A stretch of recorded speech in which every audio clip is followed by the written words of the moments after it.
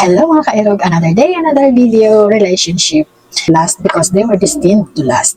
Relationship last long because people made a choice. To fight for it and to work for it. Pinili nilang mag-stay and work for it para tumagal. Pinili nilang mag-stay, pinaglalaban nila ang kanilang relasyon. They both agreed for it. At ayaw nilang mawala ang isa't isa. Dahil kapag ang isa kumalas, ang isa umayaw, mahirap nang ipaglaban kung ano man ang meron kayo. Hindi madaling ipaglaban ang isang relasyon kung iisa lang. Kung mag-isa ka lang malalaban, kaya mas maganda yung pag-usapan ang naging problema. Sit down and talk kung ano man ang mga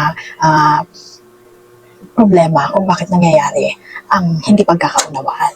Kaya mas maganda talaga yung pinag-uusapan nyo kung ano ang naging problema. Sit down and talk. Mas mahalaga ang communication at tanggalin ang anumang pride na meron kayo. Di po ba? Tanggapin ang kamaliang nagawa at humingi ng kapatawaran. Pag-usapan ng mahinahon na walang sumbatan. Huwag nang ibalik ang mga nakaraan na pagkakamali. Ang pag-usapan kung ano dapat ang magiging solusyon. Ibalik yung nakalipas, kung paano kayo nagkakilala, kung paano nyo milahan ang isa't isa, points yun na pag-usapan nyo, o ibalik nyo ang nakaraan kung paano kayo nagkakilala. Paano nyo tinanggap ang isa't isa nung nag-umpisa pa lang kayo. Spend quality time sa bawat isa. Yung kayong dalawa lang, wala namang perfectong relasyon, di ba? Both parties may pagkakamali. Both parties nagkakamali.